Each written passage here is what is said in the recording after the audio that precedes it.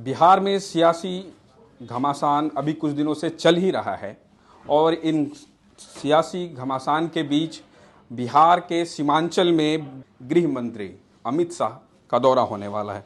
तो हमारे साथ बात करने के लिए हैं बिहार के पूर्व डिप्टी सीएम तारकिशोर प्रसाद। तो सर ये बताइए, कल जो है अमित शाह का सीमांचल दौरा होना है, तो क्या सौगात है, क्या कितनी बड़ी कुछ सौगात मिलने वाली है अपने सीमांचल को या बिहार को?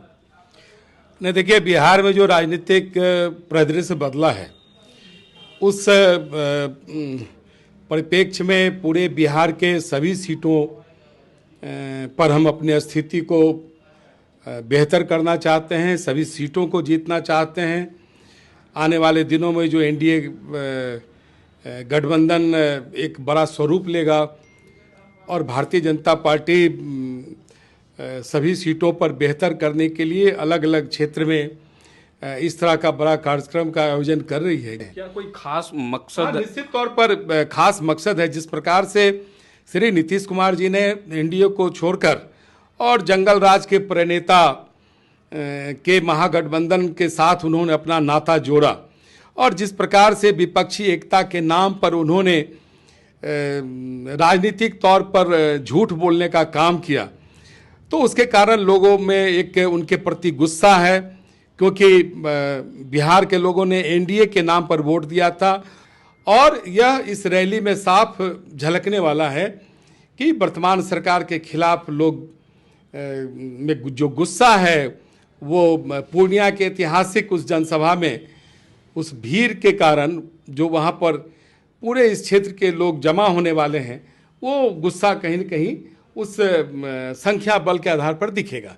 सर एक बात बताइए, जब आप सरकार में थे तो खासकर ये जो सीमांचल एरिया है, इन जो सीमांचल में जितने जिला लग रहे हैं वो सभी लोगों को आपसे एक बहुत उम्मीद थी और निश्चित तौर पर स्वाभाविक है। इस क्षेत्र के हम उप मुख्यमंत्री के रूप में क्या मांग करेंगे? कुछ आपके जिज्ञासा में मुख्यमंत्री के रूप में एक पहला अवसर मिला था। श्री भोला पासवान शास्त्री जी एक जमाने में इस क्षेत्र से बिहार के यशस्वी मुख्यमंत्री हुए थे, लेकिन जो परिदृश्य बदला, लोगों में जो एक उम्मीद बढ़ी एनडीए से, तो कहीं न कहीं लोगों ने महसूस किया कि अब इस क्षेत्र की तस्वीर और सूरत और सीरत बदलेगी।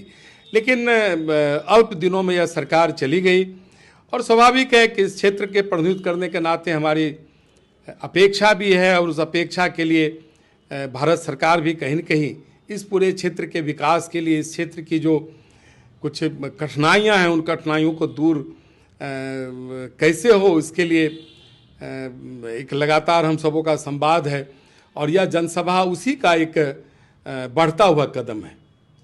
क्या सर ये माना जा सकता है कि जिस तरीके से कांग्रेस ने भारत में अपनी सरकार बनाने के लिए पैदल यात्रा की शुरुआत की है, तो कहीं ना कहीं भारतीय जनता पार्टी भी ये रैलियां कर आगे 2024 की किसी तैयारी को दिखा रहा है? राष्ट्रीय कांग्रेस तो अपनी डूबती नाव को बचाने के लिए इस प्रकार का वो पद यात्रा श्री राहुल जी निकले हैं, लेकिन इस पद यात्रा के साथ साथ बड़े बड़े एसी कंटेनर और जो इलीट क्लास का जो सुविधाएं होती हैं, उन सुविधाओं को लेकर चल रहे हैं और जिस प्रकार के उनके बयान आ रहे हैं, जिस प्रकार को बातें कर रहे हैं, वो इतनी हास्यास्पद है, तो लगता है कि मौलिक तौर पर भी वो कुछ बुनियादी चीज़ों को समझ नहीं पा रहे हैं।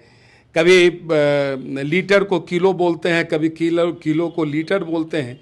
उन्हें ये भी नहीं पता है कि दूध लीटर में मिलता है या धान किलो में वजन होता है।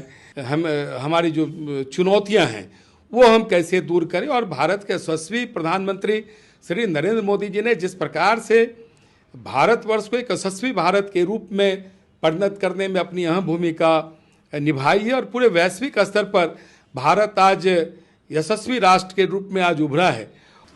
तो धन्यवाद सर हमसे बात करने के लिए। हमारे साथ थे बिहार के पूर्व डिप्टी सीएम तारकिशोर प्रसाद। कल अमित शाह का दौरा होना है बिहार के पूर्णिया में और ये सीमांचल के जो लोग हैं बड़ी आस से इन चीज़ों पर कल नज़र बनाए रखेंगे। फिलहाल के लिए इतना ही। देश और दुनिया की खबरों के लिए देखते रहें न्यूज़ 24। कैमरा पर्सन रितेश के साथ मैं प्रिंस गुप्ता, कटिहार।